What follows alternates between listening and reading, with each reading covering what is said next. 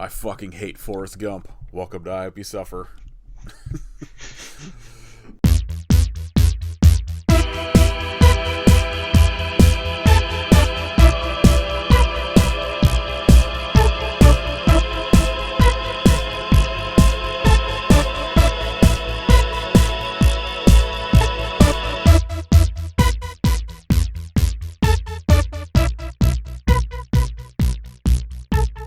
This is episode 242 of I Hope You Suffer. I'm Nathan, no Kid or Katie this week, so I am joined by Lori from Queer Horror Cult. I think this is my third time on the show. Fourth. Fourth. Maybe. Trying to think. We did the one for Mahakal. Yeah. Erotic Nights of the Living Dead, Porno Holocaust. That's right. And then Gates of Hell. Gates of Hell, yes. Yeah. All right, cool. Yeah. 4 times the charm. Now we're going to talk about some bangers this time. Yeah. I mean, Gates of Hell was too, but... And what did Mahakal? Yeah, honestly, that was fun. I back all of them, but Erotic Nights of the Living Dead and Porno Holocaust, I'm not going to act like are good movies. That's a double feature I've done more than once in my life, and it raises questions for myself. But yeah, same. Yeah. So we're going to talk about John Waters today, specifically Serial Mom and Cecil B. Demented. Absolute hero. John Waters is probably my favorite director to this day. Honestly, I was thinking about that last night, and he's definitely top 3 for me, at least. I feel like Carpenter will probably always be my number 1, but I feel like John Waters' filmography is pretty damn flawless. Where I feel like, Carpenter's got some misses in there, but John Waters, I don't think he has a single movie that I can't just put on and just fully enjoy.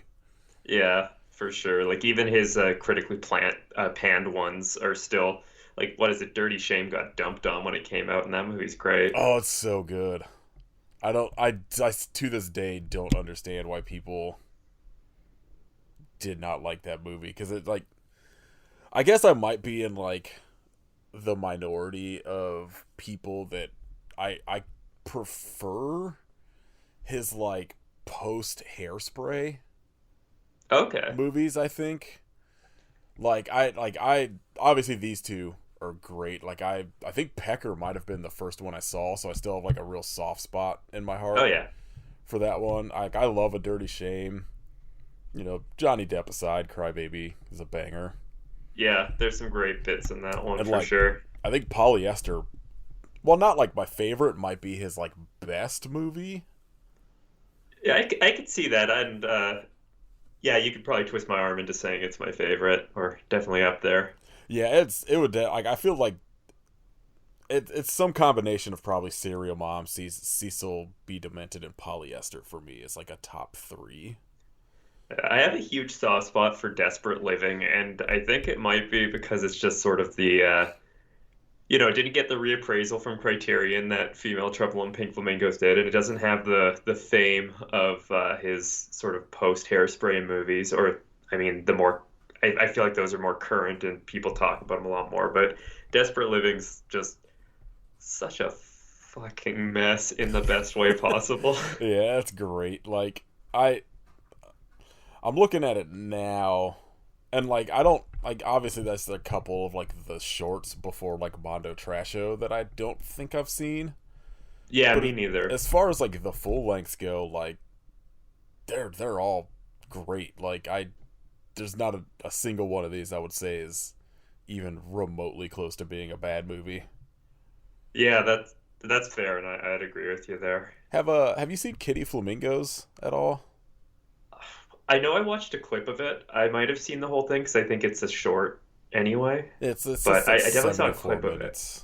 Oh, okay, then I didn't see the whole thing, but I saw a chunk of it, and it's so funny. Yeah, I haven't been able to find I really want to see it because the idea of him doing a kids friendly table read of Pink Flamingos is genius.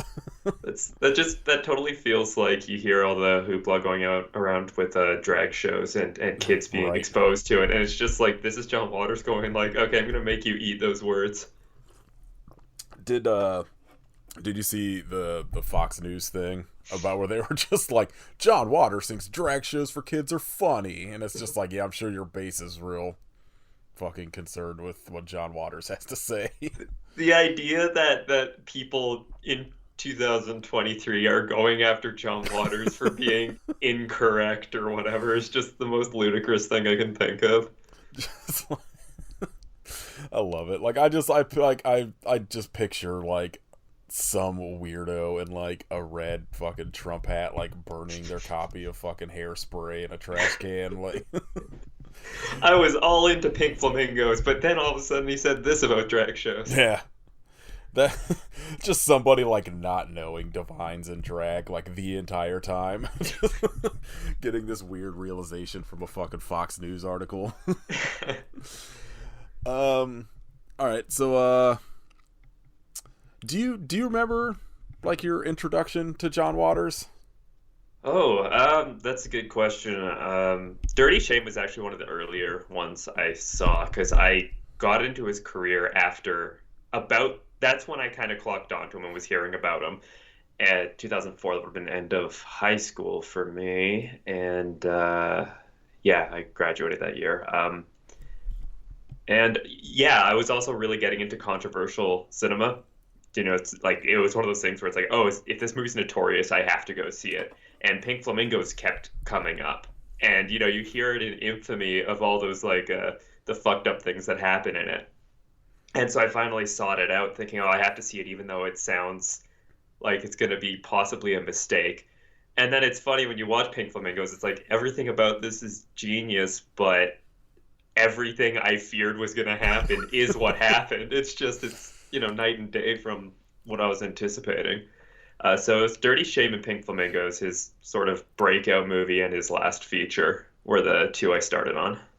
Yeah, that makes sense. Like I remember renting Pecker from like either Blockbuster or like just some local video store when it came out.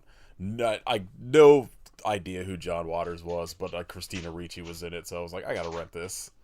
Oh yeah, yeah. This was like you know, mid '90s or I guess late '90s, but like peak Christina Ricci post like Addams Family being a fucking weird teenager into goth shit. I was like, I will watch all these movies with her in it. Right. And I remember like not disliking but also not liking it the first time I watched it, but just being like really like intrigued because it just like it felt different than anything else I had really watched up to that point. Oh yeah. Because I feel like especially at that point I was probably either only renting like horror movies or like Airheads. Like I had a year straight that I rented like Airheads every weekend when drove my dad fucking crazy. Hey, you could do a lot worse than renting Airheads every weekend.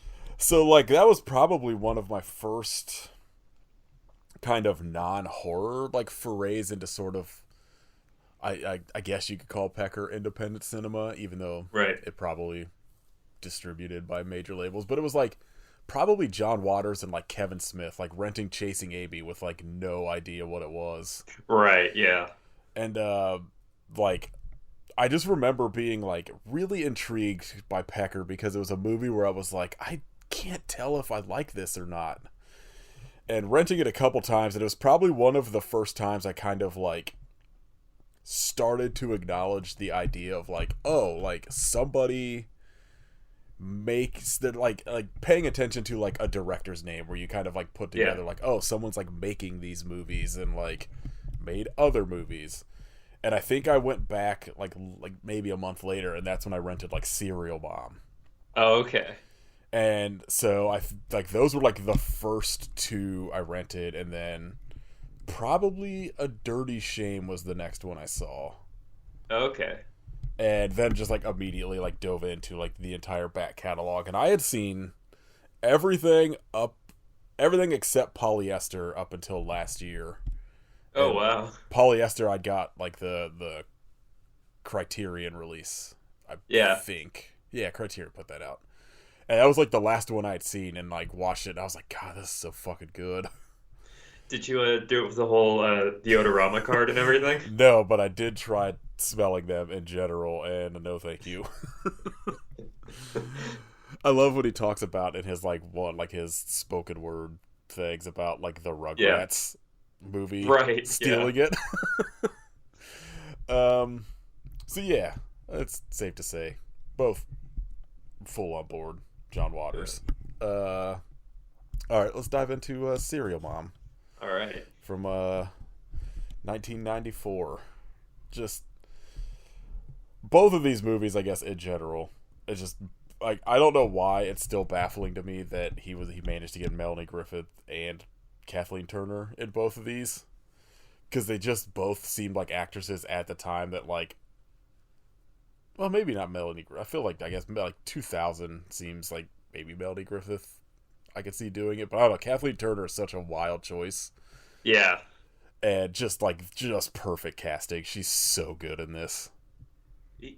At post Hairspray, he strikes me as the kind of director where even if maybe more mainstream audiences aren't quite familiar with him, people in film still like want to work with him. Like he's almost like a filmmaker's filmmaker in a way. Yeah. This movie is just so good. Like watching it last night, just thinking about like the sort of like true crime world we live in.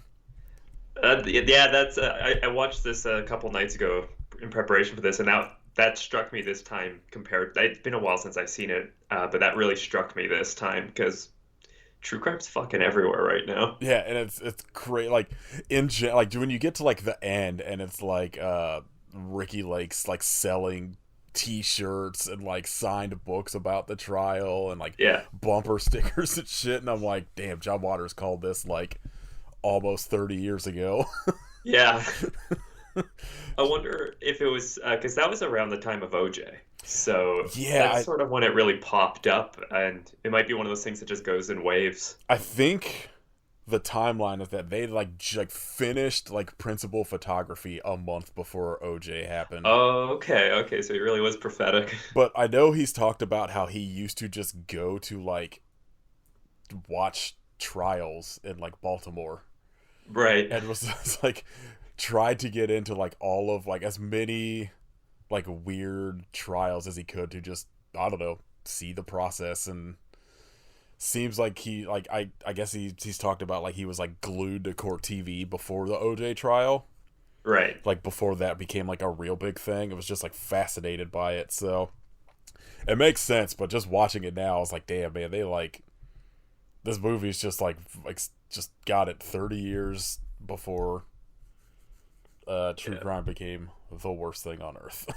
Yeah, it's funny how the movie really like it starts as almost a really high on the comedy end of like a sort of slasher comedy kind of thing, not so much on the slasher side but on the comedy side, and then it just sort of pivots into that court case TV style movie for the last act. I really like the feel, especially I guess all of his movies kind of have it, but this one specifically of like being a modern movie, but everything feels like it's the 50s. Yeah. And like Cecil B. Demented has a little bit of that, but this one specifically, like everything is like it just looks like you're watching Leave It to Beaver, but that's like then all of a sudden you're in like a fucking video store and all of the sort of modern things in it, but still feeling like you're watching some old 50s sitcom at the same time. There's something so 50s about movies in the suburbs. It just breeds that weird feeling of nostalgia for something that's like feels so artificial and kind of creepy almost. Like the way the sort of like Stepford way all the people behave in this movie just feels uncanny.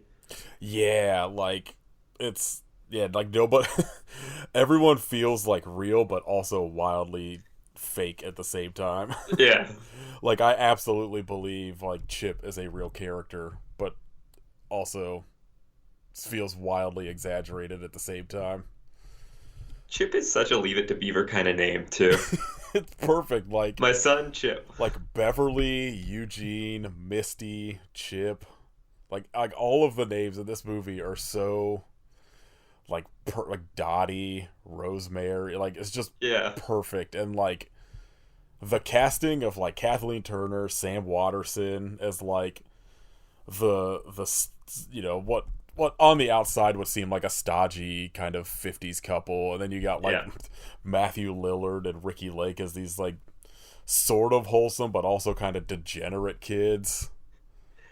It's interesting how they're kind of both at the same time, because they feel like naive degenerates at a certain point. Like Matthew, like the Chip character is like way into, essentially splatter films, but also feels very sort of like, yes, ma'am. Like, oh, hey, Mr. Officer, kind of like thing like that. Sounds like me in high school, just like, I'm into all this degenerate stuff, but I'm such a chicken shit that I do everything to just toe the line. It's like you're gonna go home and watch like some fucked up like Japanese splatter movie, but then you're also like the politest person on earth. Like, all right, I finally finished my homework. I can watch Ichi the Killer now. And you got like Ricky Lake's Misty character, who like at the beginning just feels like, oh, I'm like kind of a boy crazy teenager, and is just like hardcore making out at the trial. Like, it rocks. It's so good. Like, that's the one thing that like I feel like, especially once you get into the sort of later Waters' career, where he's got sort of access to like actual movie stars. Yeah. Like, you can tell he's not casting specifically for like a name value, although like, Melanie Griffith and Kathleen Turner are big name value, but like they're perfectly cast for those roles. Yeah, it doesn't feel like, oh, it's obvious they're in this purely so they can sell it. Yeah, and they integrate with his sort of like regular crew pretty well. Yeah. But I also think, like, I was kind of curious of like, if Divine had not passed away, like, do you think Divine would have ended up playing Beverly? That's interesting, because guaranteed Divine would have been in it. Oh yeah. Would it Beverly? That's a good question. Like, I'm always curious if his like career, what his career would have looked like, post Hairspray, if Divine had not passed away. Because like, obviously Divine was like his muse. Yeah. Like, and like, it's just it's one of those things I especially thought about last night. I was just like, I wonder like, if Divine was still around, like, who Divine would be in this movie. And I was like, the only person I could even like imagine would have been like Beverly. Yeah. Or if they would have just had a whole separate character in it. Yeah. Because Beverly is kind of, well, obviously the main character of the movie, but it's that family unit is so much the movie, and everything else is so ancillary compared to that. Like, Mink Stole as Dottie kind of makes sense in that role, because in the later ones, Mink Stole sort of played those supporting characters who had a bit more meat to their role. Yeah. Shit, that's a good question. I bet Divine probably would have been Beverly, because I cannot for the life of me think of who else Divine would have been put as in this movie. Yeah, it's just I don't know. It's kind of like dawned on me. I was like, that'd be like a. I would also be very interested to see like that performance, because like it feels very like, I guess maybe because I'm like, at this point this is like a movie I probably watch this movie like at least twice a year, right? And so like, I'm so keyed in at this point to like Kathleen Turner's performance that even thinking of like anyone else feels wrong. But like, I also kind of would love to see Divine just yelling fucking curse words at Mink Stole over the phone. Just sort of an alternate universe version of Serial Mom. That scene is so good. Like, there's that first call to Meek Stoll. She's like, "Is this the cocksucker residence?" I love how quickly they flip the switch too, because we get this like very wholesome family image, and then the first sign that things might be askew just goes full out with the terrible phone calls.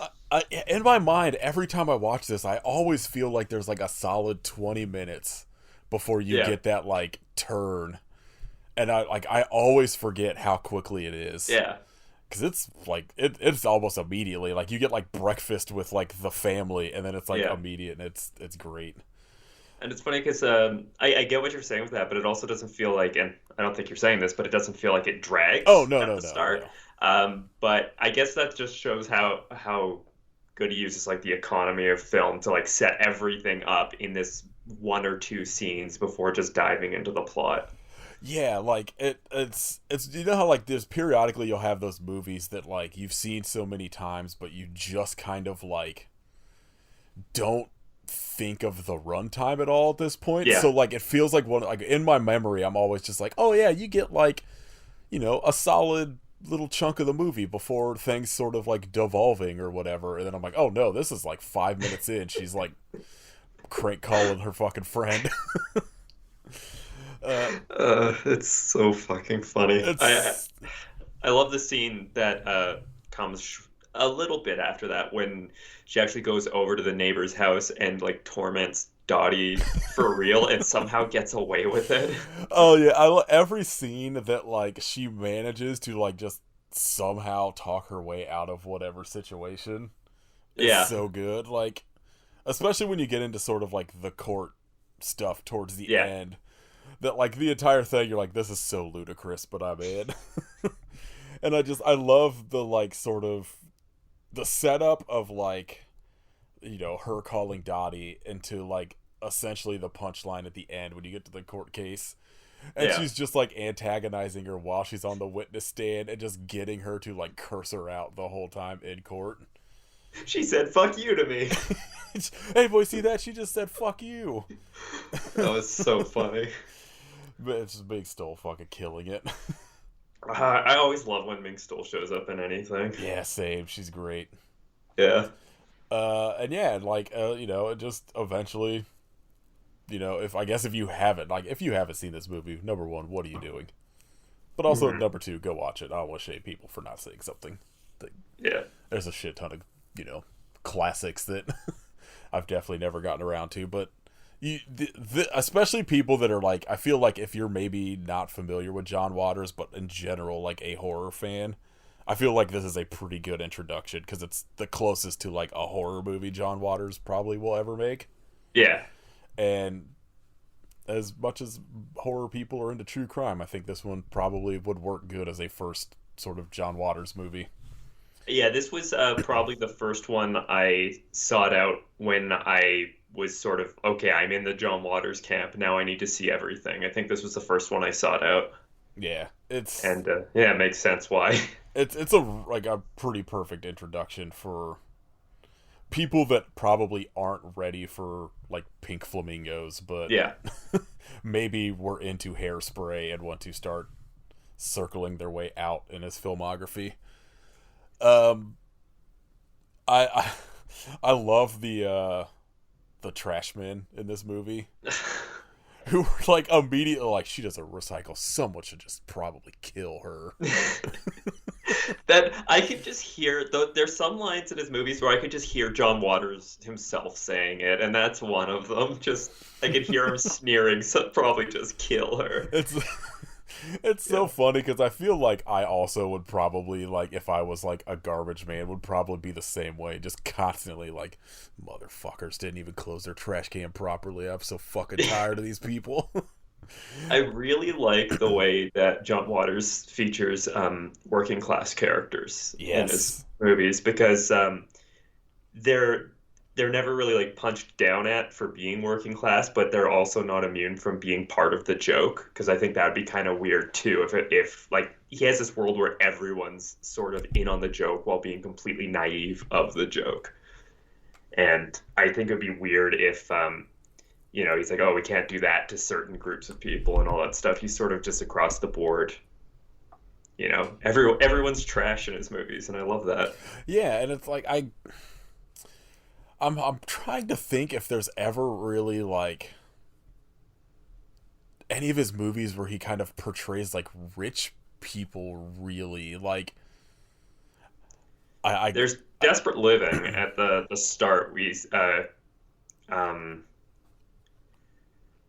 Mink Stoll's character comes from like that rich. Oh yeah. Yeah. I guess that's all I can think of. I guess sort of like that's the thing. It's like it's interesting because like if by today's standards like like the family in this would be probably wealthy because they own a house. Yeah, that's true. But it's like even like like I feel like for the most part it's very either like lower class or like lower middle class to middle class is kind of like at like everyone he's kind of or where he's like kind of sits with like characters in his movies. Mm-hmm. And yeah, I kind of appreciate that like like Beverly essentially being friends with and like talking to the garbage bin because like that's not something you would ever really see in real life because I feel like most people would just be like, oh gross, like get away from me. And especially not in the suburbs. Yeah but yeah I get like there's so many things in this movie that like happen towards the beginning that then tie in at the during the court case. Yeah, where like the garbage men specifically are like like at the beginning like someone should probably just kill her, and then like at the end like are helping her with her court case. Like just colluding. Yeah, just like go into like whatever like was it a detective that's on the stand? Yeah, one of the cops that like keeps showing up at their house throughout the movie, and then like they help go through his trash to like find his porn. Yeah, it's so good. I love this movie. Oh, it's so funny. And like again, like it's another one of those things where like he hit this point like at this point in his career where he was like I think pretty perfectly like straddling that line of like sort of trashy John Waters with like quote unquote like Hollywood John Waters. Yeah, and this is probably like the prime example of that.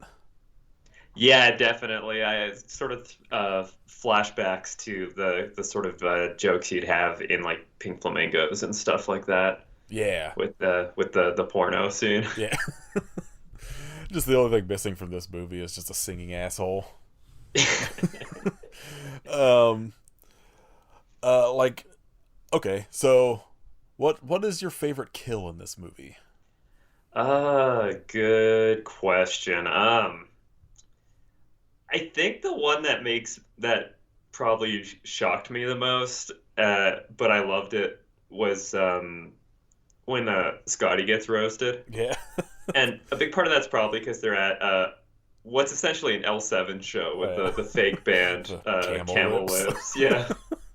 There's another, like, just to circle back real quick to the thing you said about this is him being trash in Hollywood. I really respect that even at his most Hollywood, he has those little nuggets of trashiness, like the band Camel Lips in this. There's elements of that all through Cecil B. Demented and all that.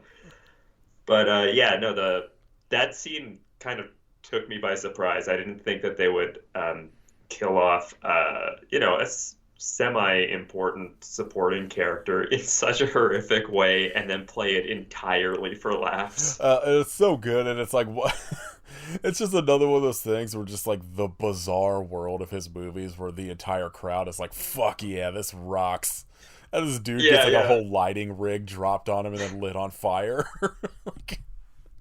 And they're all like cheering Serial Mom while it's happening. Yeah.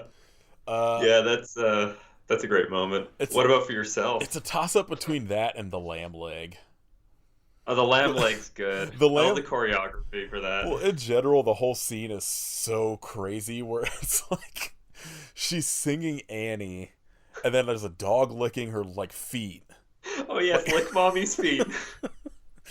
And it feels like the most John Waters like murder scene I could imagine. Yeah. Like somewhere between those two, because I feel like the rest are fun, but also very sort of like not like generic, but it's like somebody gets beat with a fire poker, or someone stabbed with scissors or whatever. Yeah. But like those two feel very, very John Waters to me. Yeah. It is that combining of his different interests, like the use of Annie specifically. Yes, it's So perfect. that is just perfect. He Yeah. paid $40,000 solely to be able to use that song. Well, I say money well spent. Yeah, like Jesus. apparently the whoever at that point owned the rights to it were like, we know what kind of movies you make. These like garbage movies, so you got to pay us for this. Yeah. Oh, damn. Let's see. Yeah, the camel lip scene, perfect. Just like such a like perfectly John Waters band name. Yeah. And just in general, the idea where they're all wearing like tight pants with like massively prosthetic fucking vulvas poking out of them. Like they look insane. And then I just love how it's like he can't be subtle about this joke. Like it pans to the floor drum and it says camel lips on it, and then the camera just like cuts to a close up of one of the band members, and it's like, yeah, okay, we're not missing this one, that's for sure. And they do it like a couple times to just drive the joke home. And it's one of those things that like I know the first like probably 4 times I watched this movie, I probably never even noticed anything about it. And then at some point it just like clicked with me. I was like, holy shit, what a perfect joke. And I think it was I liked that it was specifically L7 performing the band in that scene, because that reminds me of a lot of their live gig controversies, like playing live on British TV and just stripping halfway through the song. The infamous tampon incident. Oh yeah, I was gonna say, were they the band that like threw a used tampon into the crowd or something? Yeah, they're getting like booed at a concert and mud thrown at them, so just a eat my used tampon fucker. And I guess that thing like showed up on eBay later or something. That checks out. Yeah. How do you even prove that? That's a good point. I bought 3 of these L7 used tampons last week. I just think about like that kind of shit happening now. Like, did you see? Fuck, what's the band? I can't think of the band name, but it was like, I think they're like a cover band, and the woman like pissed on the dude's face on stage. Yeah, that's people just losing their fucking minds about it.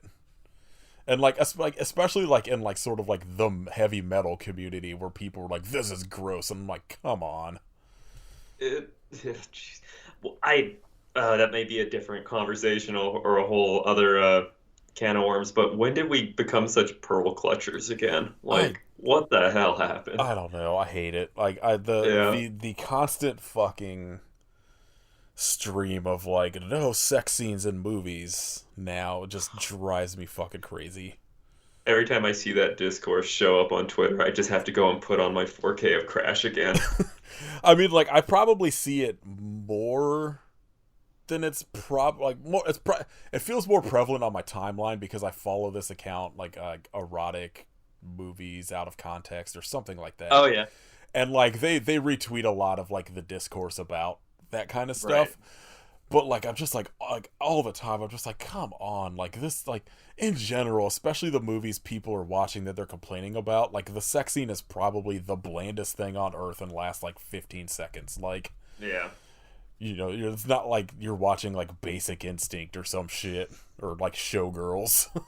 I wonder how the discourse would come for like the sex scene in this one where they're just like bouncing up and down on the bed while Kathleen Turner yells, "Get it!" I just like I know John Waters is in the I guess early stages of making a new movie.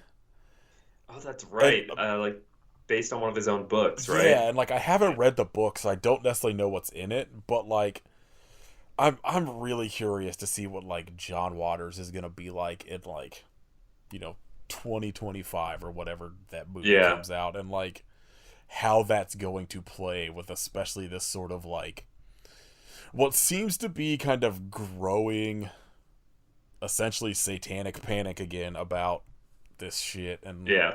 it's gonna be interesting. I need to get around to like reading that book because I fucking loved Carsick. I haven't read that one yet. It's on my shelf. I should get If back on it. I don't know if you're an audiobook person, if you can get the audiobook Oh yeah. because he reads it and Oh, okay, it's perfect.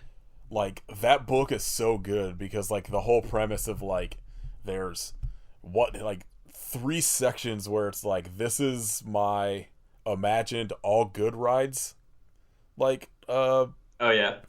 hitchhiking trip. There's one that's all bad rides, and then there's what actually happened. and Oh, and cool. so when he reads through like the first two where it's like all made up, it's Hmm. such perfect like John Waters like ludicrous scenarios happening. Right.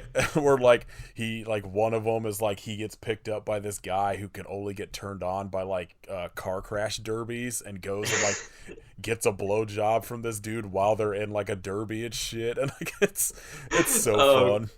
that okay. That's made it to the top of my list of things to read Yeah, next. like I've read it and I've listened to it, and like there's Nice. just something about John Waters like kind of telling this, reading the stories that I feel like it's one of the few audiobooks that I really would recommend listening to over reading. Okay, cool. Only, I think it's only because it's like John Waters doing it. I just love the sound of his voice whenever he like Yes. opines about whatever his weird twisted view on things are. Yeah, he's one of my he was one of my like go to like okay I'm gonna wind down for the night and like I'll listen to like a Waters commentary Oh yeah, track yeah. or something while I'm like kind of nodding off. All right, yeah, back to Serial Mom after that tangent about sex scenes are cool. Stop fucking. I think that Serial Mom is a good segue into that though, because the people that are espousing this stuff really feel like the people Serial Mom's up against. Like, I would never say the P word kind of stuff. Yeah, right. Yeah. So, Um, yeah. Like I really like. I should have looked up his name because he pops up in fucking everything. But the guy that is like at the glory hole when they're at the oh, thrift store or thrift market or whatever. Uh, yeah, yeah. I think he's in Cecil as well, isn't he? yeah, I feel like he's one of those dudes that pops up in just a lot of Yeah, yeah, things. yeah. And I meant to look him up, but I can't remember his name. But he's fucking great as just like this creepy like uh oh, what's the word? Just like peeping Tom character or Yeah. whatever. And then when he gets up on the stand, and she just like immediately starts like wagging her legs open and closed, and he's just like, I don't know. You told me to say those things. He I gets all made like it all up. flustered. Oh He's God. great. Like just even like the side characters that really pop in for like a minute are just perfectly cast in this.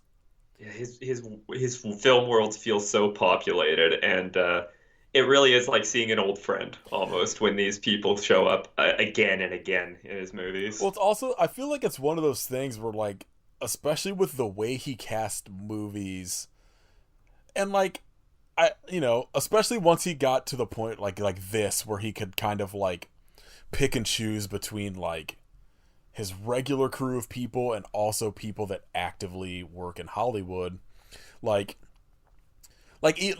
take like the garbage men characters for example Hmm.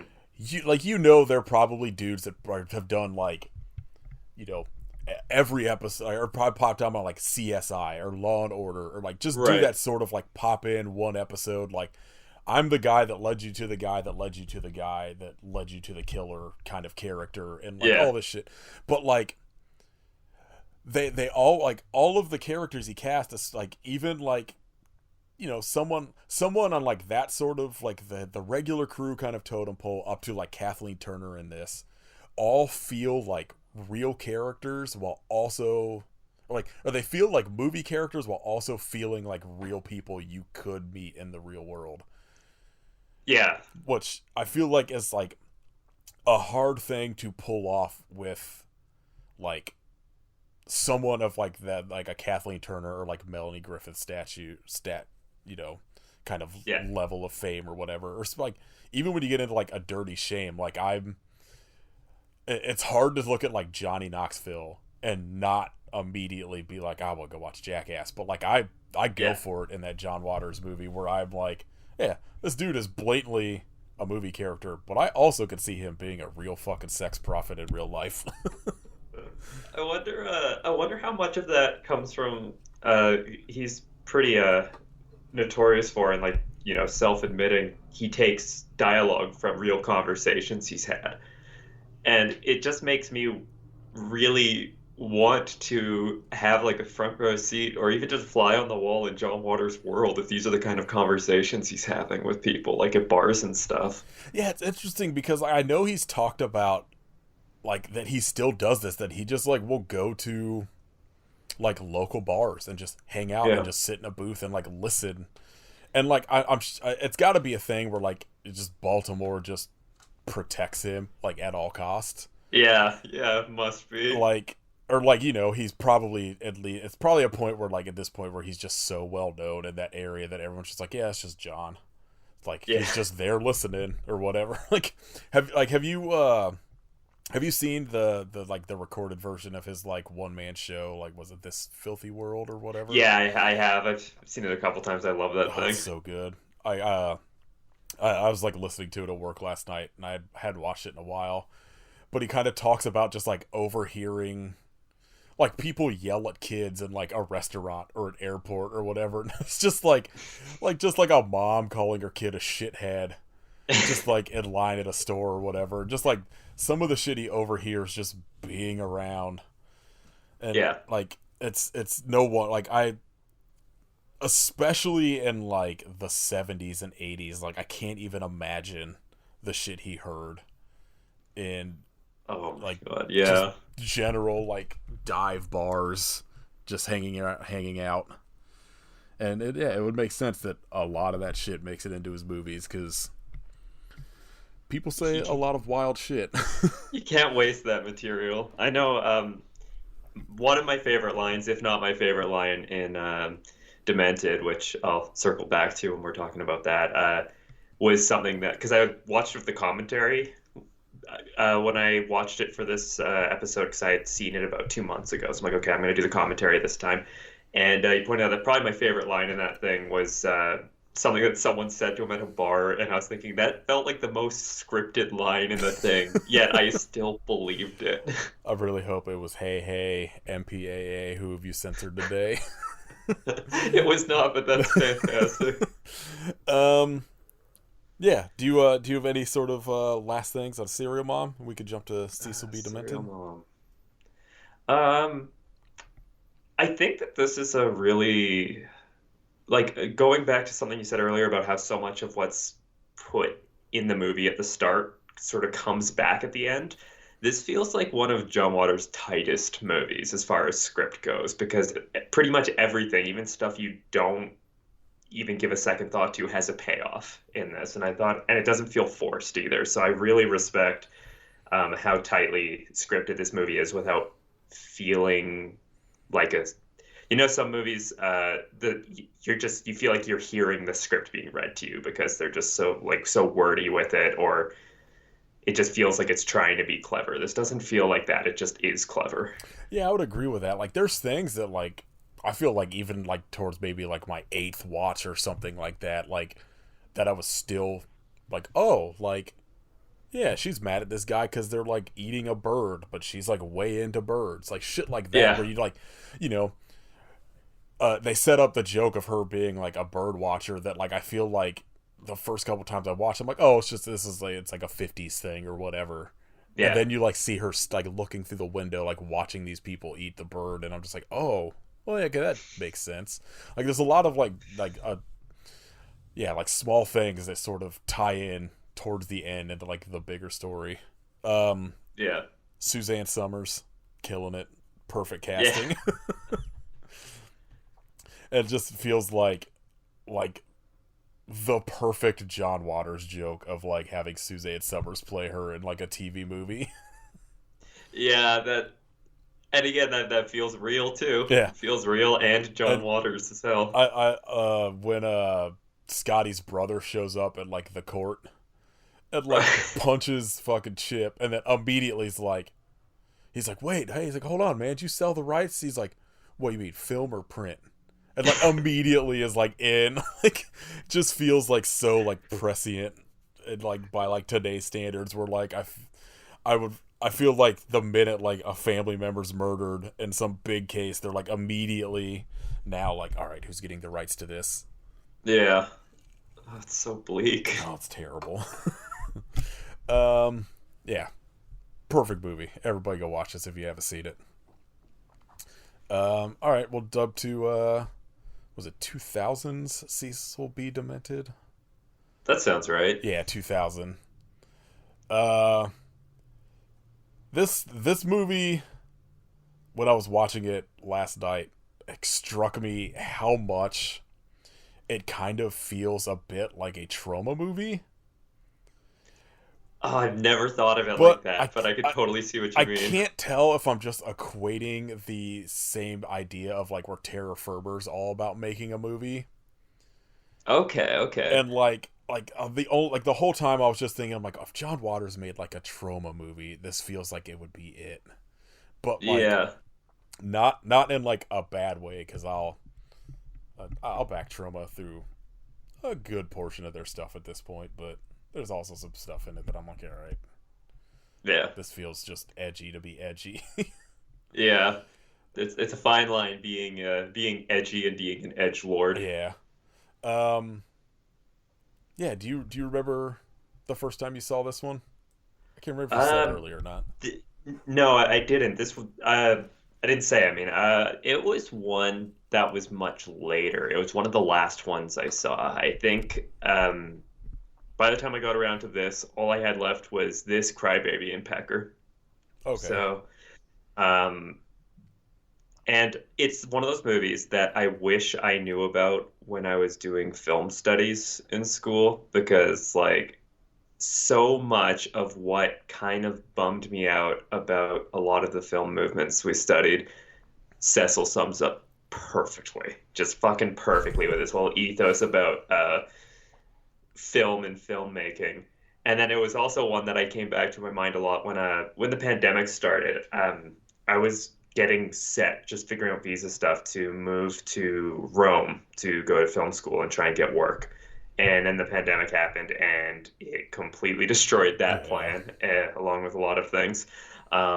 But the school offered some courses online, so I started doing the courses online, and it was a lot of fun. But there's some people where it's just like they have in their mind a very right and wrong way to make movies, and they really sort of buy into the being the ultimate auteur. So it's like almost shades of Demented, while at the same time being everything that Demented hates about film. And so this movie just kept coming back in my mind when I was taking some of those courses. Um, but one thing I do remember is I think this is the movie that got me into The Locust, and then like shortly after seeing this, I went and saw The Locust. So that was fun, double feature. It's I fucking love that for some reason John Waters knows who the Locust is. Hmm. And like I don't know why, cuz so like I probably saw this closest to when it came out, like maybe when like it first came to video. Okay. And like it was a movie like I appreciated, but it took like a couple years for it to really work and grow on me, cuz I like in Right. 2000 I was probably like very much still digging into sort of uh like like movies as an art as opposed to like just a form of entertainment or whatever. Right. And so like a lot of the like there were things in this watch that I picked up on cuz I was not like just some things I just wasn't familiar with when the first couple times I watched it, that like Right. just, finally clicked with me. I'm like, oh, I get that reference now, or like whatever. Um, Yeah. but yeah, this I think my review on Letterboxd is this is the most relatable movie. Like, I Oh, just love the God. idea of like cinema terrorism. I don't know why, but it's It's such a fucking like perfect, especially going into like what we were sort of talking about with like the new sort of satanic panic shit, especially yeah, with like movies going on. yeah. And I love the idea of this crew that like refuses to come until they make their movie. Yeah, it makes me think like is this movie John Waters' The Fablemans? Like is this him reaching back to his Dreamlanders days and all that? Oh shit, that's the John Waters Fablements. I need that movie immediately. um yeah, the one of the things I did want to touch on though that you just sort of brought up is the soundtrack to this is fucking great. Oh, it's so And good. like using the locust in that kidnapping scene Yeah. is such a good choice because like know it you when if you know who they are, like you're like, okay, this rocks, but it also works not knowing who they are because it's not Hmm. like it's not loud enough in the mix that like it's loud enough that really a lot of what you hear just seems to be sort of background vocals, but you get a lot of that synth. Yeah. And so like it works really well and like lines up with like the editing in that scene with the song kind of works really well together. Yeah, it matches the chaos so well. Like I can't think of a better choice for when they're just having that nice sort of like black tie film premiere event and then just, you know, the fucking like Molotov cocktails being whipped at people and blowing shit up and the locust kicks in. It's like I can't think of a more perfect Yeah, it's union. it's it's such a good choice for that scene. And like I just one day in my life I just want to go see the locust and just like look over and like John Waters is just standing in the back. Just nodding his head a little bit. Oh, that'd be so good. They're such a good band. I fucking love the locust so much.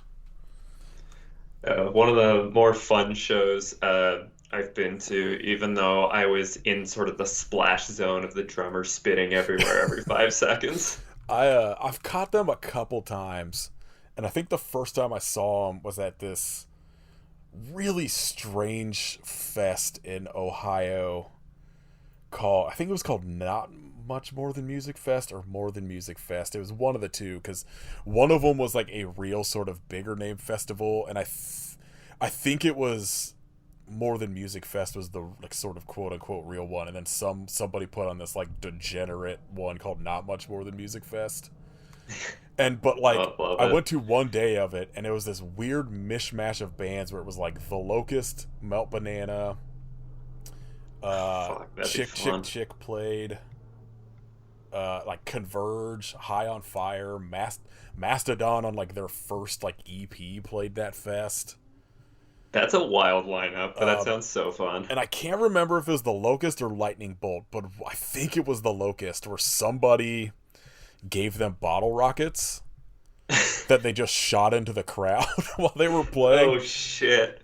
and like it was like I had no idea who they were. This would have been in like 99 or 2000 or something like Yeah. that, and I was like, holy shit, this is the most chaotic thing I've ever seen.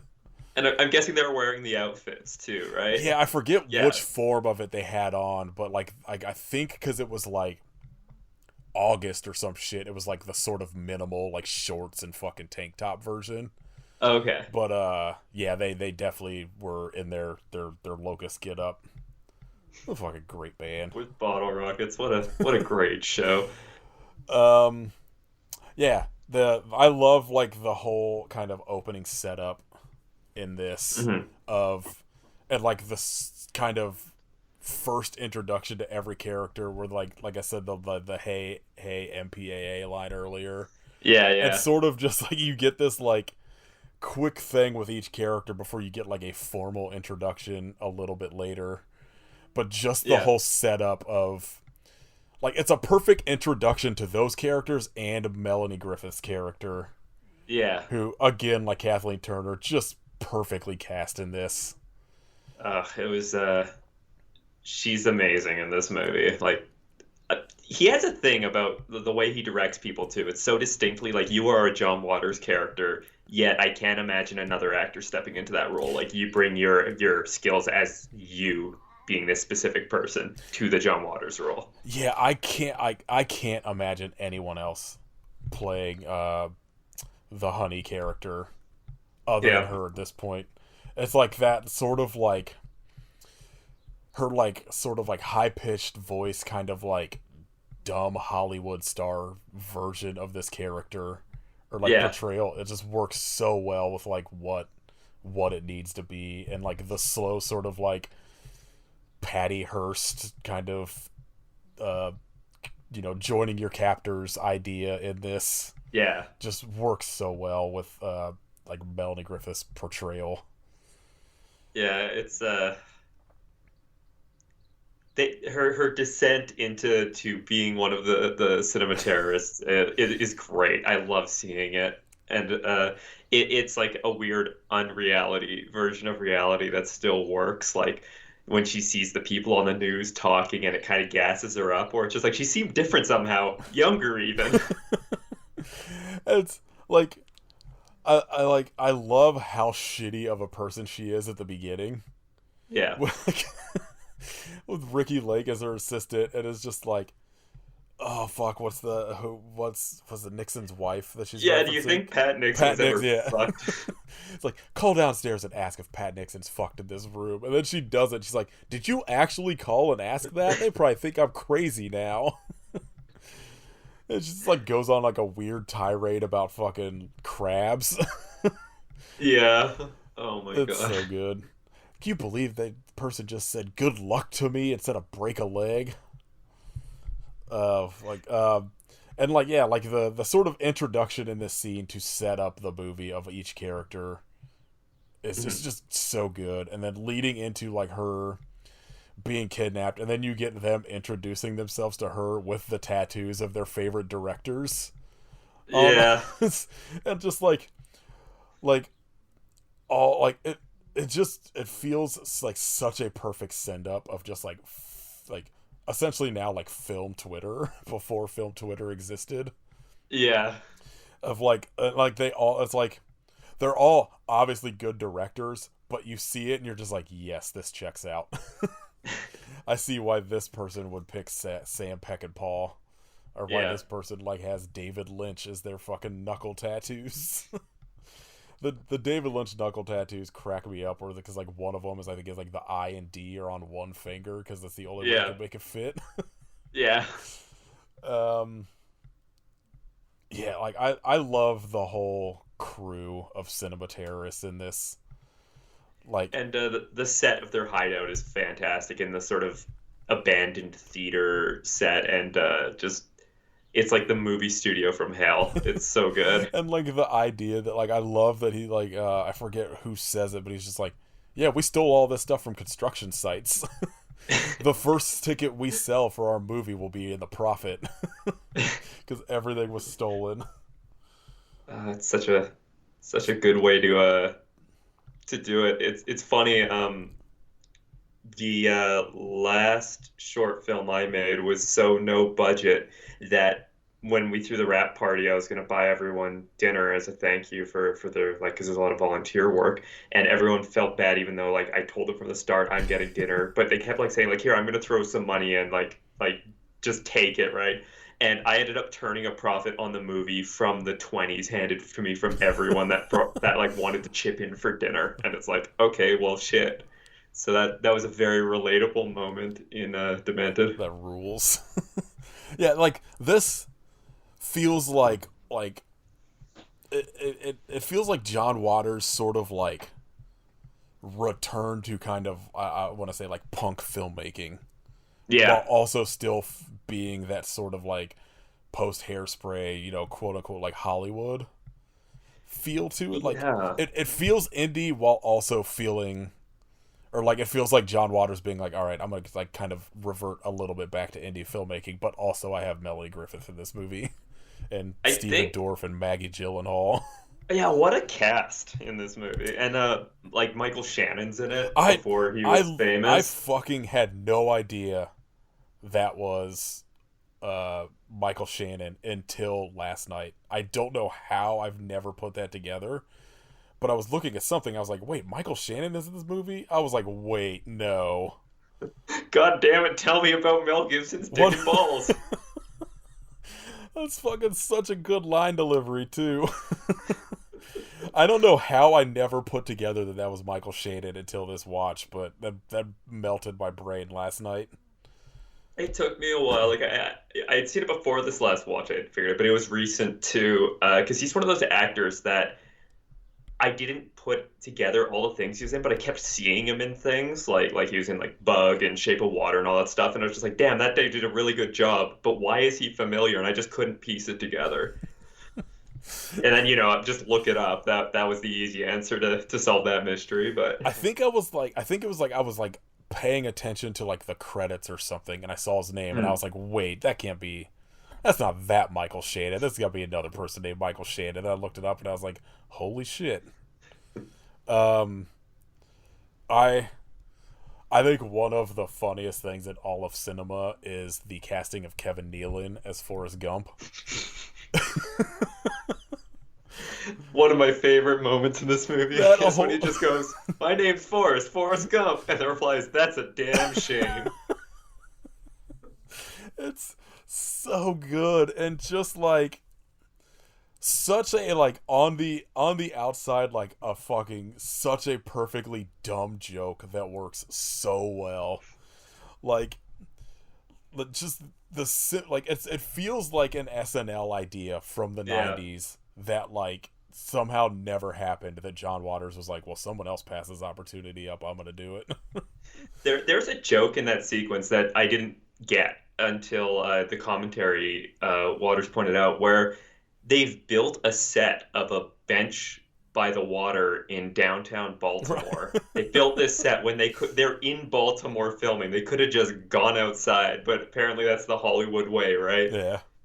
Blow all this money to do a worse version of just going outside. Well, like the director too, like that's the fake director in that scene just being like, $1,000 a second. We're burning $1,000 a second every time we're not filming something. Like it's such a perfect like send up of just how stupid Hollywood is with money. Yeah. The Patch Adams director's cut scene. Patch Adams was long enough. The first time you see the kids, I was like, was this really in Patch Adams? And then it gets very obvious that it's like not something from that movie, but like the idea of just like a Patch Adams director's cut was very funny to me. It feels like a thing that now I'm surprised there isn't like a 4K fucking director's cut of Patch Adams in the world. Give it enough time, there will be. Yeah, eventually whatever studio owns that will run out of stuff to throw onto fucking Blu-ray. That. Yeah, well, there's also going on like the way he's sort of like John Waters guessing it. The film they're making where it's like, we didn't sell a single ticket to the Pasolini Festival. They're all at the multiplex watching the Flintstones sequel, and then like of course there is now a Flintstone sequel, possibly multiple for all I know. I meant to look up. I wondered if the Flintstone sequel, there was one before this came out, right? Was there? Because I know there was the Flintstones, obviously, but I didn't know about the sequel. I think there had been a sequel to the John Goodman one, like relatively quickly, that I think bombed pretty badly. Okay. Let's see. So the first one came out in 2000, so they would have been right at the same time. Maybe it was another OJ sort of thing where they just finished shooting the movie and then the sequel actually comes out. Oh boy, they Stephen Baldwin as Barney. Huh. Jane Krakowski ended up in this as Betty somehow. Now I kind of want to see it. Next week on I Hope You Suffer, the Flintstones sequel. I guarantee you I can talk kid into it. Maybe Katie. This cast is perfect. Like, they just recast, it looks like everybody to make this sequel. Like, it's not John Goodman anymore. It's all... Like, how are you going to replace Rick Moranis as Barney with fucking Stephen Baldwin? Ugh. Yeah, that's a shame. Fuck. There was something I was looking up before we got into the Flintstones that now I don't remember what I was going to look up. Oh well. I know one of my favorite moments in all the sequences showing like the film cult as they're sort of being introduced. And this is the line that apparently someone really said to him in a bar is when Honey asks the one guy how he can do drugs in this day and age because it's so retro, and he says, "I used to have so many problems, but now I just have one problem: drugs. It's given my life real focus." Apparently, that was like a real thing someone said to him at some point. I love that character so much. Like, Help! I'm in a K-hole. they're in the middle of filming a scene, and he's like, "Honey, I'm peeking." He's so fucking funny. um, like the whole scene when they go, like the Patch Adams scene, when they like bust in, and he's like, "I'm Cecil B. Demented, and you're in my movie." And the one lady working at like the register's like, "Do you know Quentin Tarantino? I love his movies." He's like, "No ad-libbing," and just like fires his gun. This this feels like a movie that he could only have made at this point in his career. Like you mentioned it being very punk rock, yet also um, very Hollywood, like with the as far as casting goes. And it's like he did all of the work up to now to be able to make this movie that's just like both worlds colliding. And I love how he uses it to talk about film as like the main focal point. And it like everyone in this movie has a take on film. There's it's kind of like in Serial Mom when the guy when he asks, "Have you sold the rights?" and he goes, "Film or print?" Like he just immediately clicks on to what everyone's doing. That's like everyone in this movie. Like the one guy who's just like a delivery man who's like, "You'll never get distribution," and stuff like that. The people in the porno theater, the action fans, everyone's just like in this shared world of John Waters. Oh, I love it. Like when they go they go hide in the porn theater is one of like my favorite scenes. I love the audio work in that, where you just hear this like wave, almost like the tide of just these weird moans coming from it. It's like, oh no, rear entry. Oh, It's like the strangest things. Like they just see a gerbil, and there's just this like a whole audible like every dude in like the theater like going oh, and like when like the Teamsters like bust in, and it's like I know they're in here, and the guy's just like nobody in here but us whackers. That guy also perfectly cast as like the guy I imagine would be running like oh. that porno theater. I was just looking at your ass in this magazine. Oh my god, I love this movie so much. It's such a fucking fantastic. It's this depending on everyone's like knowledge and experience with John Waters, different answers, sure. But for me, this is probably like his most underrated movie because I never really hear people talk about it when it comes to John Waters and stuff. They always talk about like his big hitters like Hairspray, Serial Mom, Crybaby, or his like pre-polyester stuff. And it's like this one is such a fucking killer movie. Yeah, I feel like people that aren't sort of like, quote unquote like Waters devotees never talk about anything post like Serial Mom really. Yeah. Cuz like Pecker is I feel like wildly underappreciated. Like Hmm. Dirty Shame especially, people seem to say that like constantly be like that's his bad movie. And I'm like you're wrong. That movie rocks. It's so good. This conversation is just telling me like next time my dad's in town visiting, I'm just gonna be like, all right, we're doing a John Waters marathon. You do not have a choice in this. Yeah. Knowing his sense of humor, he'd love it.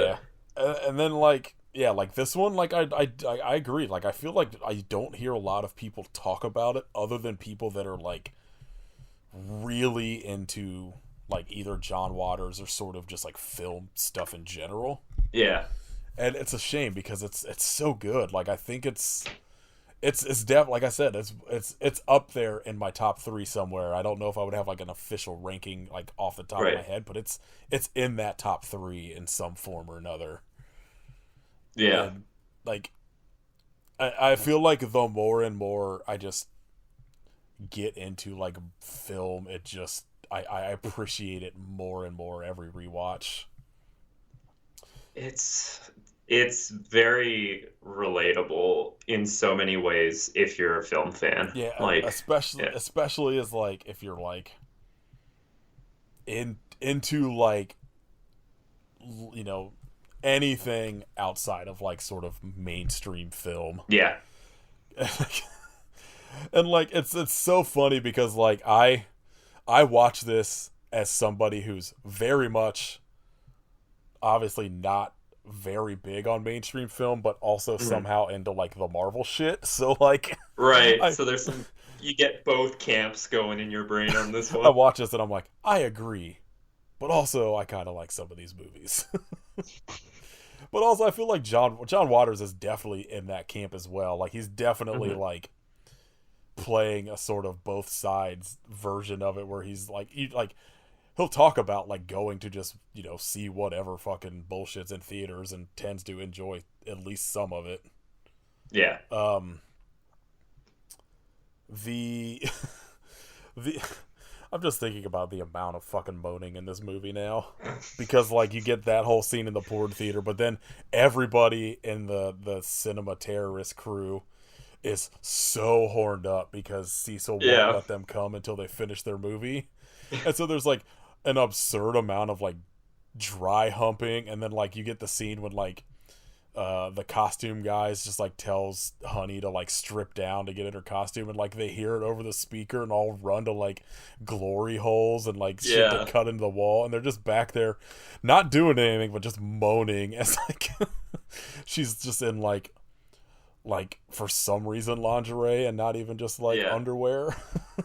And that fidget character, the kid who's sort of like the young one of the crew that Honey's like, oh, you should go back to your family and all that stuff. He's just playing with himself the entire fucking movie. Like I noticed this on this watch when he's doing the shootout in the Forrest Gump set. He's just got his fucking hand down his pants, going to town the entire time he's shooting at people.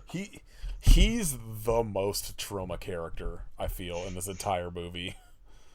Like I absolutely could see him be like, and again, it's another one of those things where like I'm probably just thinking terror firmer, Right. but like I absolutely could see that character very specifically being in a trauma movie, and at least movie wise, I think this is the only one he did. Oh, I don't okay. know if he's got any like TV credits, but on Letterboxd, this is the only thing he's in. I love how he's sort of like the Patty Hearst character in that he's like been brought into this cult, but is being indoctrinated, and at the same time, Honey sees that there's hope for him to get out and lead a normal life, and then his mom's played by Patty Hearst. Oh yeah, yeah, yeah. Like I thought that was just great, and Patty Hearst being willing to sort of poke fun at her own experiences is. I, Oh, I wonder if another director other than John Waters could get that out of someone. I doubt it. I feel like John Waters is just like the perfect sort of person for somebody like her or like Tracy Lords after like Yeah. their entire thing to just sort of latch onto. Hmm. Um, sort of tying back into Serial Mom a little bit, but I love Hmm. John Waters as a reporter in this, and then this is the voice of fucking Ted Bundy, I think it is, in Serial Mom. Yeah, that's right. It's like, I'm so lonely, Beverly. um, I always forget Roseanne Barr was in this for like a second. Oh, she's on the TV, Yeah, right? like as a talk show Okay. host, and Yeah. then you get like a thing of like Eric Roberts is like Honey's ex, and then like the clip of Ricky Lake being like she would do anything for sex. Just also feels like just a pretty perfect send up of what now all cable TV is like. Yeah. Um, God, yeah, this movie fucking so good. Like this is another one that like if you haven't seen this and you're at all into film, you have to see this movie. It Yeah. should be required viewing in every film class. Yes, 100%.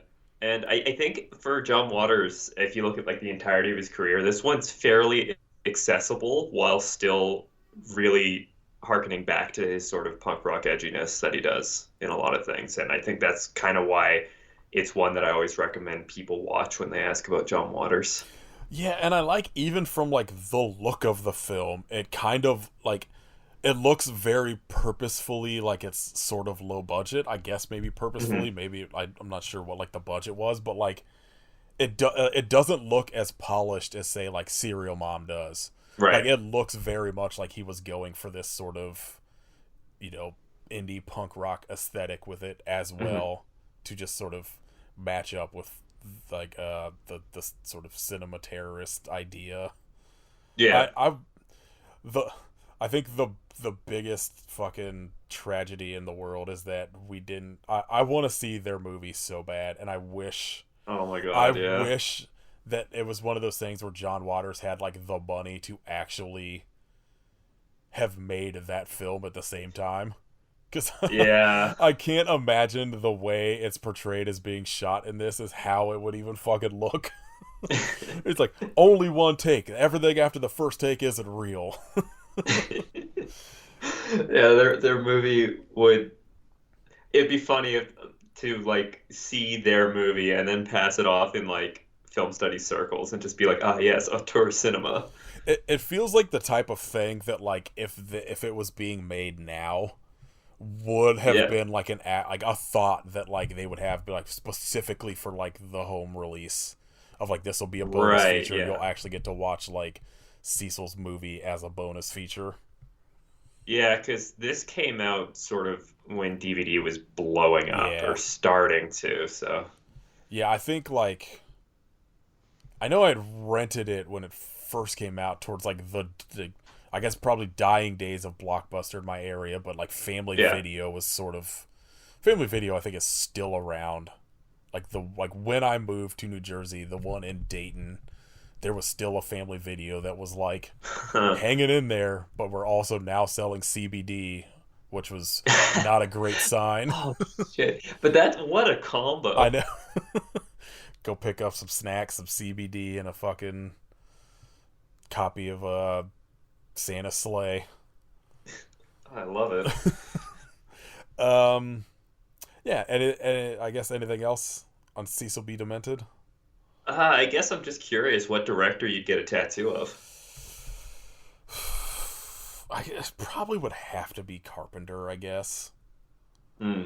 I don't know. That's a good get though. I feel like it would be Carpenter, but I also feel like I would have to go with somebody a little more highbrow to match Hmm. the the rest of this crew's tattoos. Right. That's a good question. Who, I suppose that's two different questions. What would you get just as yourself, and what would you get if you were part of the cinema terrorists? as myself, it would definitely probably have to be John Carpenter. I Hmm. feel like he's probably been like the most impactful on Right. me as like a movie fan. Hmm. I have to think about like as a cinema terrorist. Like it feels like I would Right. have to say John Waters in like the Right. real world, but I kind of also want to think about it in terms of like in the John Waters movie as opposed to like in the real world. Yeah, yeah. Paul Thomas Anderson. Oh yeah, yeah, that's a good one. I was trying to think of somebody that would be like pretentious enough and but like he also feels a little bit too Hollywood for the cinema terrorist crew. Yeah, fair enough. Oh fuck, I'm gonna say Wes Anderson. Nice, I like it. Who would you for I guess both? Uh, for real life, that's a bit of a tougher one. For the crew, for to be in the crew, it would definitely be David Cronenberg, like 100%. Yeah, Real you have life, to being in Canada. yeah, yeah. That was a point of pride when I was getting into movies. It's like, oh, he does fucked up movies and he's Canadian, and so like I made Cronenberg my whole thing, and then it just lucked out that I actually really like his movies too. Um, real life, it would be a toss up, like a coin flip between John Waters and like Fulci or Argento or someone Italian. Fulci was one I was leaning towards even for like the cinema crew, but then I was like I gotta say like Paul Thomas Anderson because it just feels like somebody in that crew I feel like would have one if it was made now. Yeah. I mean, there was a Herschel Gordon Lewis and a William Castle in there, so Yeah. Fulci doesn't feel completely outside. Yeah, I'm kind of shocked. Like, I feel like one of the people in that crew should have at least a Fulci or Argento tattoo. Yeah. God, well, movie's a fucking banger.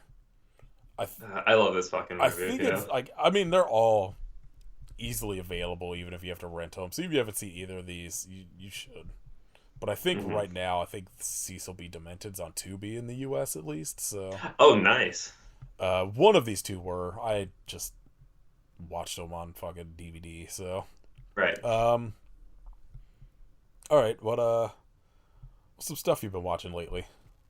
Stuff I've been watching. I've actually been watching a lot less movies than I normally do. I've been watching that Last of Us show, and I've been watching movies to show people that I'm trying to get on board for the next film I'm making. Okay. So that's been about it. Let's see some stuff I watched. Try to find some first time. Well, I finally got around to Crimes of the Future, Oh yeah, which I really liked, but I also think I need to rewatch because I had this reaction where we're like sort of the same way but opposite of how I like when I watched Dark Glasses, where Dark Glasses felt like somebody doing a bad Argento impression. right. Where Crimes of the Future, to me, I kind of had this feeling of like, this feels like somebody doing a really good Cronenberg impression, if that makes sense. But just not, but sort of uncanny in terms of actually being a Cronenberg. Yeah, like, the performances are all incredible. I can't even imagine Yeah. how fucking much work Viggo Mortensen had to put into just having that, like, throat thing every time Yeah. he spoke. And Kristen Stewart just being the most fucking repressed, horny person in film. That character is like my hero of life for just being an absolute little freak about it and just unashamed. It's like, we could, if only we could all be such freaks in life. It's definitely a movie that I think will grow on me on some rewatches, but like I also and like it took me so long to get to it that it was impossible to avoid anything about it listening to podcasts and stuff. Right. So it was like I definitely think if I would have watched it with like when it first came out, I maybe probably would have had a better reaction, but I definitely enjoyed it and would recommend it. Um Yeah. it felt like this real mix of like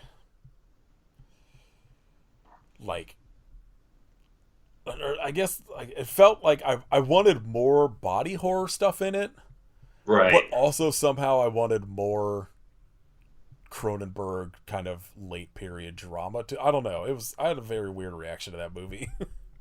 It gave me a reaction that I don't normally have to films where I wish it was longer. I wish there was more Yes, to it. same. Yeah. I think it needed more of both of the things he's really good at, like Yeah. mixed in. Um Yeah. Kind of working my way still. Did I finish? I finished through all of the Forgotten Gialli box sets. I'm woefully underseen in those. I've seen maybe two of them so far. They're real hit or miss. There's a lot of Right. movies in there where I'm like, yeah, I understand why this was lost to time a little bit. But then there's some bangers like Arabella Black Angel was Yeah, that was solid. Yeah. really good, and my review on Letterboxd was that it was not sleazy enough. Just I could see it. I could see it. um what was The Killer is Still Among Us was Haven't watched that one yet. it was okay. I gave it 3 stars. It's like totally watchable, but like nothing in it is like a top tier giallo. So Right. like it's and some of them like I kind of don't like very very borderline. I feel like fit in that box set. Like I'm currently working. I'm like halfway through like the second Homegrown Horrors box set Oh yeah. Vinegar Syndrome put out, and I'm kind of baffled by all 3 choices in it. Interesting. I don't have that one yet. I thought the first box set, it's like, okay, I get what they're going for with this. Well, the first box set I really liked, and this one like so far I haven't disliked anything, but they're really weird choices in it. Oh, Like okay. Okay. Hanging Heart is like it I don't I mean I guess it fits a little bit, but it feels more like a made for TV movie. Like, it has a Oh, very sort of like Cinemax sort of made for like 90s cable TV feel to it that like was very strange watching it for the first time. It's one of those movies that I feel is like it'll grow on me on some rewatches, but like at first I was like, oh, this does not feel like it should have been in this box set to me, but gotcha. still one of those ones I'm like glad I watched. Oh, Um, cool. I watched Skinamarink, which can't say I was a fan of. I feel I actually do want to see that one, but I feel obligated to because it's from my hometown and like nothing comes from my hometown. So I really like I applaud the like what he's doing with it and like this sort of I'm glad that this like low budget weird movie is getting the reaction it is, but mhm. it didn't work for me. I think if it was like 40 minutes instead of an hour 40 minutes, it would have worked a lot better. Okay, okay. It's just it's a little too slow for a slow burn movie. Like I had a hard time getting through it. Um I I wish there was more avenues for people to like really dig into short films and stuff because I fucking love short films, but I get why people feel the need to pad things out to make a feature because that's how you get your movie seen. yeah, I agree. There should be like a streaming service dedicated solely to people's short films. I'd subscribe Yeah. instantly. I watched 1988's Vampires on Bikini Beach, which was uh, as ridiculous as the title. I was gonna say that sounds from what I know of your podcast, which is a fair bit, from having listened to it. That sounds like a movie you'd watch. I like, I had just come across it randomly on Letterboxd and was like, I Okay. just added it to my wish list because I was like, this sounds real stupid, and it is. I mean, it's like an '80s, you know, horror comedy, but way heavier on the comedy than horror. Okay, okay. So it's fun, but I would not recommend it for really anybody unless you're very specifically into like really absurd '80s kind of up all night monster vision type things. I finally got around to watching Abel Ferreira's Body Snatchers.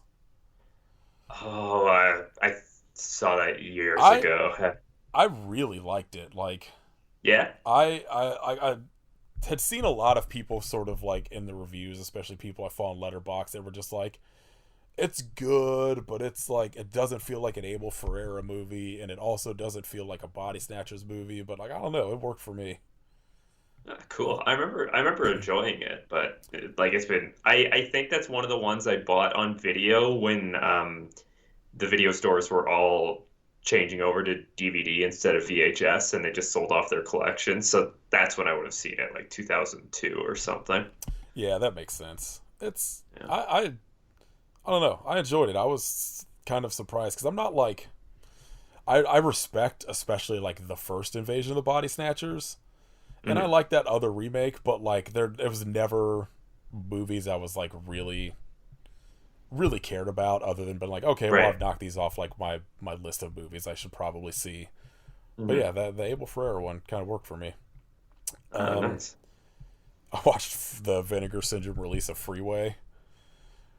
I just got that in the mail the other day. I have a friend who's been talking about this movie Freeway for a long time, and I was like, "Oh, well, have I got news for you then? We're watching it." It's fucking wild. I had no idea. I'd never even heard of this movie until Vinegar Syndrome put it out, and it is quite qu- quite a wild movie for like Kiefer Sutherland and Reese Witherspoon to be the stars of. Oh, I'm looking forward to it. It's yeah, I won't say anything. It goes a lot of places that Oh, beautiful. and some of the dialogue Reese Witherspoon fucking delivers, especially like knowing her now as an actress, it's wild.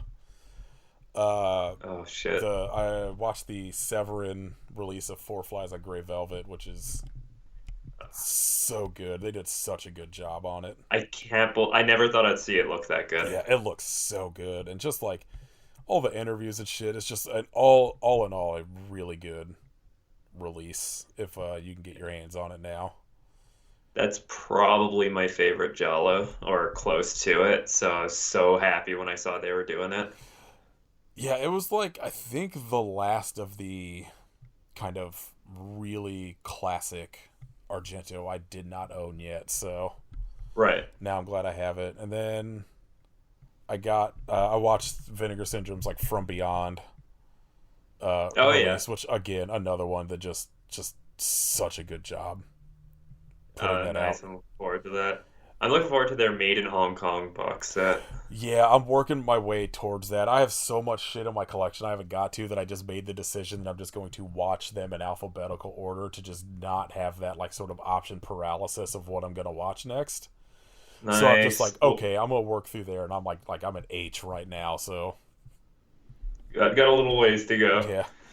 I've on Letterboxd, my watch list is only made up of movies I have on disc that I haven't watched yet, so I just shuffle that and pick something off it. Oh, that's smart. I started this watch list that's like supposed like when I first set up my letterbox, it was just all stuff for I Have You Suffered that I just am like Right. it's too fucking big at this point. That like anytime I look at it, I'm like I can't even pick anything off this.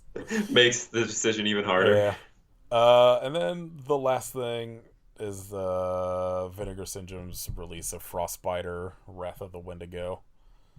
How was it? I liked it. I had sort of like seen it previously when Troma put it out, but I didn't really remember much of it, and it's definitely probably one of the better things Troma distributed. Oh, And nice. like it's one of those low budget movies that has so much shit that happens in it that like it's one of those ones you watch and you're like I can't fathom they made this movie for like the amount of money it probably Uh, was. so much respect. Yeah, and it's like it's one of those ones where like the special effects are like that perfect level of just like shitty and like incredible looking at the same time. Like Nice. there's a guy in old man makeup at the beginning that looks like if Jackass did like the old man sketches but for like $200. It rules. Oh, that's so good. All right. Do you have anything like cool you've been into lately you'd like to shout out? Ah, I've just been like listening to a lot of what I call pissed off music, the kind of stuff that I like to listen to when I'm real pissed off. So I've been listening to a lot of Some Girls in Head Wound City lately Oh, those both and so stuff good. like that. Yeah, they're ones where I'm just like, oh, I'm not in a great mood, so I'm just gonna feed that beast. I love to put stuff like that on. And yeah, no, like I've kind of, like I said, I've sort of just hunkered down and other than sending resumes to the void, I've just been working away every day at the computer, so I'm kind of not really doing things right now. Yeah. It's capitalism for you. Yeah, gotta love it. I'm gonna say go listen to the band Sweep the Lake Johnny. Uh, their singer Steve Sostak died like 2 days ago Oh, at like age 49, oh shit. and I guess like after he kind of stopped playing music like full time, he had started a like nonprofit organization to like I don't know do good shit in the world. Just seemed like in general a fucking good dude, and that band is like one of my favorite bands. They're like this sort of post-hardcore kind of like indie band, but like he did vocals and played saxophone in it, which Oh, that's so I cool. can't even fathom the lung capacity to do that. Yeah. You can find it on YouTube. There, somebody uploaded this entire DVD that was released in like 2000 or 2001 of one song from each band that played at Michigan Fest. And the last one on the set is Sweep the Lake Johnny, where their guitar player climbs on top of the amps and gets up, tries to climb into like the ceiling of this VFW hall, where it's like that like typical like school classroom sort of like particle board looking ceiling, Oh God. and falls through and falls through a ceiling fan that falls out of the ceiling at the same time. Oh my And fucking like into god. the crowd, and like it happens, and you see the singer just like stop playing saxophone and just kind of stares at like this fucking mess that happened. And then the other guitar player kind of like stumbles over, and instead of helping him up, just starts hitting him with their guitar. And so it's like this whole like fucking mess of a performance, but it rules. Some of those, I love those train wreck performances. Yeah, that whole, I can't recommend that DVD for Michigan Fest enough, because it had like a huge impact on me when I bought it, because it like, I bought it from the band Hey Mercedes, going to see them live, and then like it introduced me to like Sweep the Leg Johnny, Arab on Radar, like the Dismemberment Plan, Damn. ISIS is in it. Like it has this like insane lineup of like the Casket Lottery, I think I was introduced to in it. This weird mishmash of like, you'll go from like, I literally think at some point it goes from like Coalesce into Death Cab for Cutie. So it had this very strange, like, all over the place feel to it. And I don't know, it's really good. Oh, that sounds good.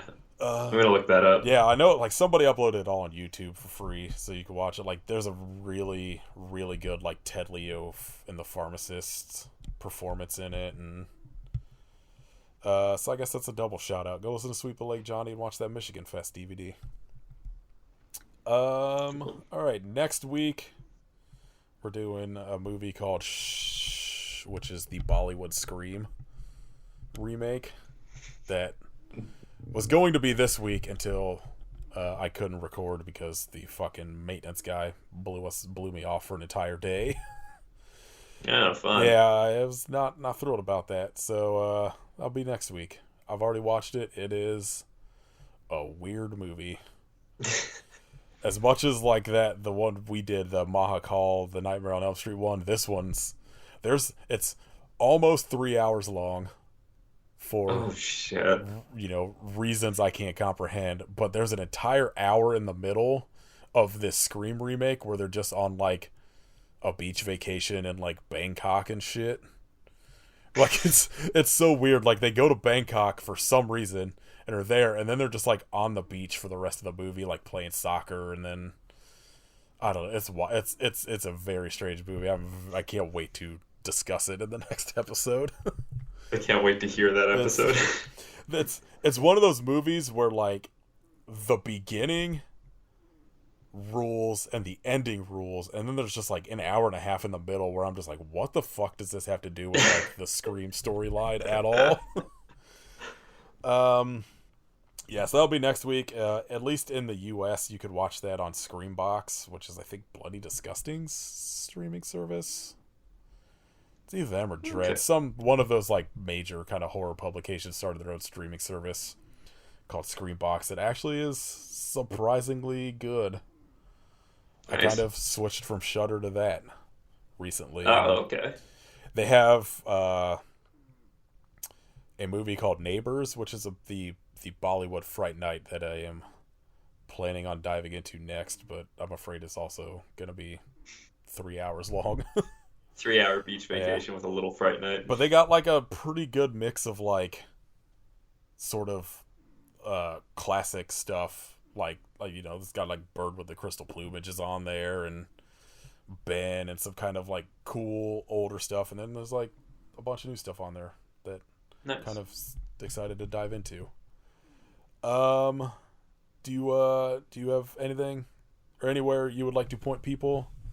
Queer Horror Cult, all that shit. I guess, yeah, just listen to our podcast. That we're on a sort of a trickle stream right now. Ari is on vacation, and it's just sort of when I have time, I do an episode. So every month, every other month, depending on how things go. But yeah, it's called Queer Horror Cult.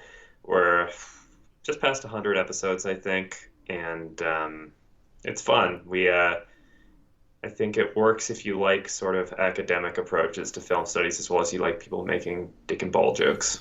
We do both. Yeah, I always tell people that, like, I'm always like, Queer Horror Cult, it would be like if any of us on I Hope You Suffer knew what we were talking about when it came to like film theory and shit. Like the smart version of it, where you cover a lot of underground movies, but in a very sort of like, obviously from like a queer lens, and like sort of there's like a lot of like academic kind of lens to it. But then you'll do an episode where you're like, we watched too many porn movies this week, and this ruined our brains. Yeah, I figure I gotta put my fucking film degree to use, and this felt like a good way to do it. Yeah, go listen to Queer Horror Cult. I say it every time. It's my favorite film podcast. You should go listen to it. Thanks so much for having me on again. It's always fun. Yeah, absolutely. I'm always stoked when we get to nerd out on either something stupid like the Joe D'Amato porn movies, or the like something great like John Waters. Yeah. Also, like, you just put Donor up on like your own stream, right? Yeah, it's on a Queer Horror Cult YouTube page. That's the short film we made. Oh, Christ, like 5 years ago now it came out. That's bleak. That was my last movie, and it's been 5 fucking years. Yeah, well, 3 of those have been a pandemic, so you That's get some true. slack. That's true. Yeah, go watch Donor. I talked about it in the Junesploitation episode, where I was like, I don't know if I want to say to go watch this because of where it's at, but now that it's somewhere good, go watch it. It's I say this as somebody that really dislikes sort of the found footage genre overall, that I loved it. That's good to know, because I am so hot and cold with found footage things. I enjoy making them. I don't really enjoy watching them. It's one of those things where it's like, I get it, because like, especially if you're making like a low budget horror movie, like it's such an easy way to kind of like to do it within like a budget that works for you, and like I absolutely get it, but so much of it is like not good. Like, it's one of those genres where it's either really good or like trash for me. Yeah, there's very little middle ground. Yeah. So go watch that. It's really good. It's only like 15 minutes, give or take. Yeah, something like that. Hear Laurie play a cop in it. Yeah. Yeah. The role you were made for. You can join our Patreon at patreon.com/I Hope You Suffer podcast. We had an episode on Freddy Got Fingered this month, which Katie was not at all thrilled about. And then next month we're doing our sort of 2022 wrap up episodes, where I'm going to talk about Jackass Forever for a long time. So be prepared if you're on our Patreon. You can follow us on Instagram at I Hope You Suffer Podcast. You can get merch at our store Frontier shop. Follow Kit at Hidden Kitstery and Kitrification of Blood. Follow Katie at Werewolf Face. And you can join Katie's Patreon at patreon.com/werewolfface. You can listen to my other podcast, Nate Cape Movie Club. We managed to do 2 episodes in a row that were not 3 months apart. Shit. We did the Evil Dead remake last week. And then we did Waiting to Exhale this week, which is a very strange back-to-back. Quite the spread, yeah. Caitlin had never seen the Evil Dead remake, so I was like, you gotta watch this. It rules. And then Waiting to Exhale is like one of their favorite movies, so when they got to pick, they were like, we're doing Waiting to Exhale, and I'm still sort of ambivalent to it, but also fully enjoy like the perform. Like, Angela Bassett is always good, and I was outraged to discover that she has never won an Oscar.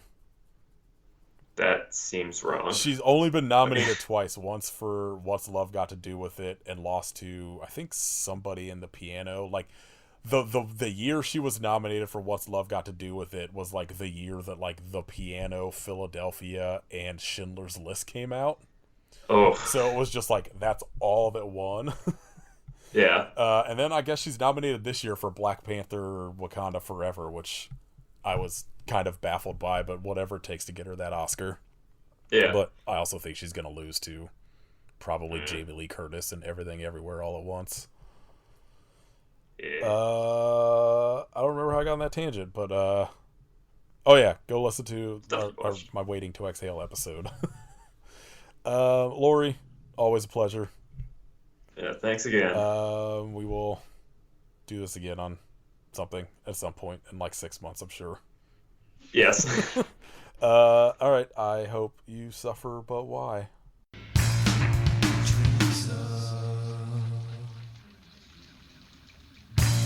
Silhouettes of trees of silhouettes of trees of spaces like these, silhouettes of naked trees of distant flesh of